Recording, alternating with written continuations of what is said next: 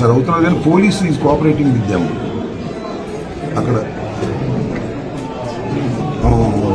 Sir sir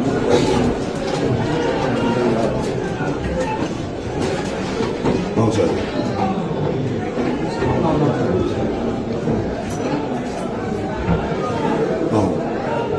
అవును వస్తున్నా sir మనం కూడా.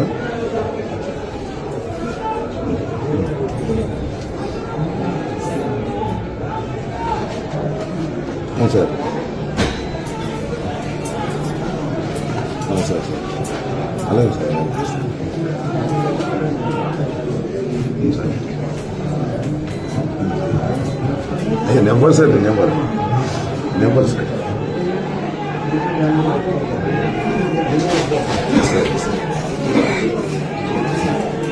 సార్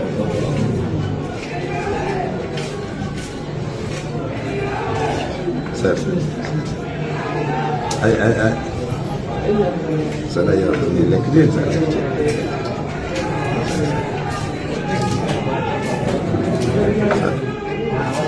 సార్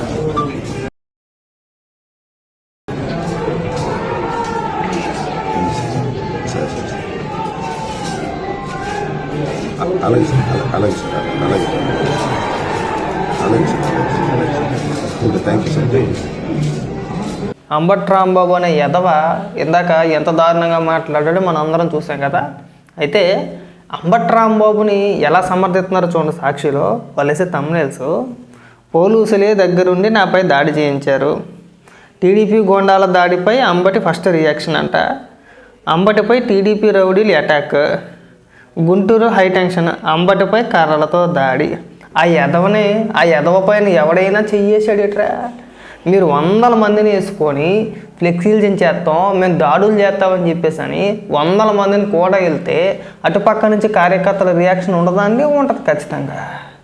మీరు ఫ్లెక్సీని చంపడానికి వెళ్ళారు, చంపొద్దు అని చెప్పేసి అని అక్కడ తెలుగుదేశం పార్టీ కార్యకర్తల గుమ్ముగోళ్ళు తప్పే ఉందండి. అక్కడ ఉండరా అంటే మీరు వచ్చి చించేస్తే చూస్తా కూర్చుంటారా? అది మాట్లాడిన భాష ఏంటండి? ఆ పోరంబోకేతం మాట్లాడిన భాష ఏంటండి? లకారాలతో సంబోధించి మాట్లాడితే దిక్కుమాల యాదవులు మళ్ళీ సిగ్గు ఎగ్గు లేకుండా అక్కడ అంబటి రాంబాబు సపోర్ట్గా మాట్లాడతారా? సిగ్గు అనిపించట్లేదా? ఏం పోరంబోకు పార్టీ అండి మీది? అసలు ముందు జగన్మోహన్ రెడ్డి అనాలి. జగన్మోహన్ రెడ్డికి నిజంగా చీము నెత్తురు సిగ్గు సెరవు లాంటిది ఏదైనా ఉంటే దీనిపైన ఇప్పుడు స్పందించండి. మీ నాయకులు ఏమని మాట్లాడతారో చూద్దాం. ఇప్పుడు మాట్లాడు. నీ నాయకుల చేత వ్యక్తిగతంగా బుద్ధులు తిట్టిస్తావా? మనిషివా దున్నపోతావా గాడిదివా? సిగ్గనిపించట్ల జగన్ రెడ్డి ఇలాంటి పోరంబోకి ఎదవలందరినీ తీసుకొచ్చి చంద్రబాబు నాయుడు గారిని వ్యక్తిగతంగా తిట్టడం కాకపోతే మీ వల్ల దేనికైనా ఉపయోగం ఉందా? ఇలా ఏడుపంతా ఒకటేనండి. ఈ కల్తీ నెయ్యి వ్యవహారం ప్రజల్లోకి బలంగా వెళ్ళింది. దాన్ని జీర్ణించుకోలేకపోతున్నారు. మనం దొరికేసాం, విపరీతంగా ప్రచారం చేశారు.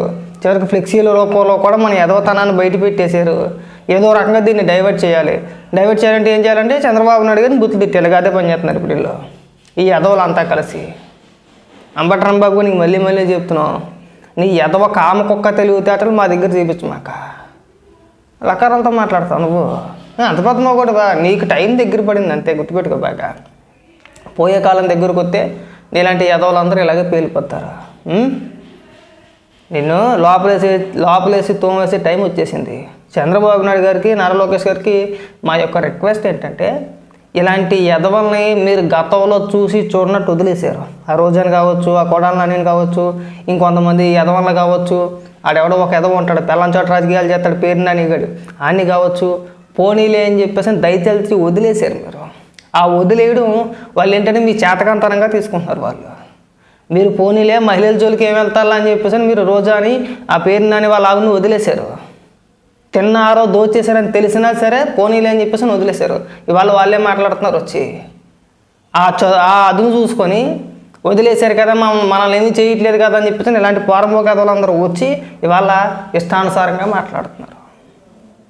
ఇది మీకు ఎలా ఉంటుందో తెలియదు కానీ కార్యకర్తలకి చాలా ఇబ్బందిగా ఉంటుందండి, చాలా కష్టంగా కూడా ఉంటుంది. ఇలాంటి ఎదవలందరూ వచ్చి లకారాలతో సంబోధిస్తూ మా అభిమాన నాయకుని ఇంత మాట అంటారా అని చెప్పేసి అని కార్యకర్తల మనోభావాలు దెబ్బతింటాయండి.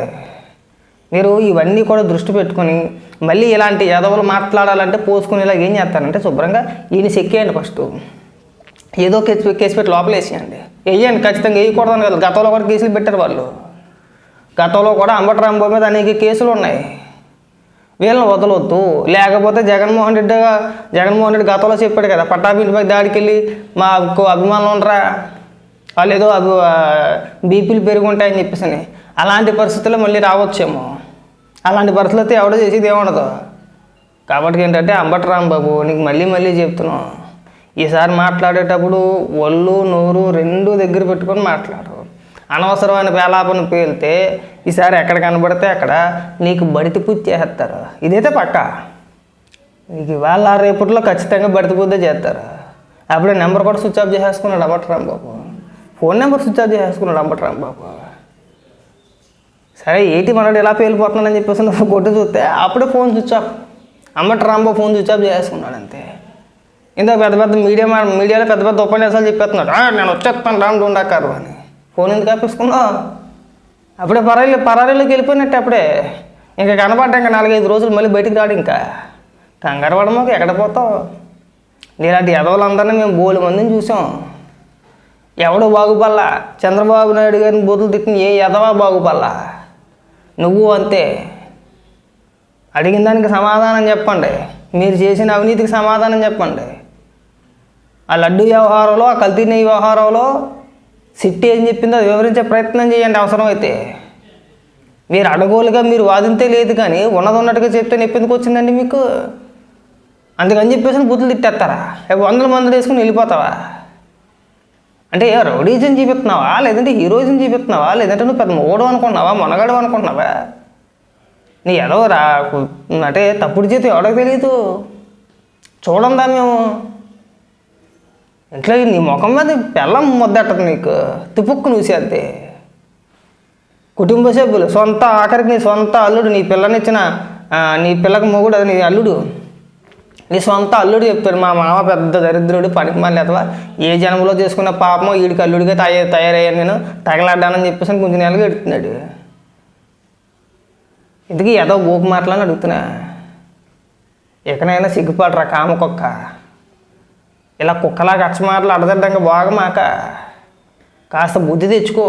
అంత వయసు వచ్చింది కదా, పోనీ ఏమన్నా చిన్నపిల్లోడువా? చిన్నపిల్లోడు పెట్టరా నువ్వేమన్నా? మాజీ మంత్రి దిక్మాలి అదవా? అది తెలుసుకొని మాట్లాడితే బాగుంటుంది. నువ్వు ఒక మాట అనొద్దు, మా చేత 10 మాటలు అనిపించుకోవద్దు. అది బాగా గుర్తుపెట్టుకున్నావు.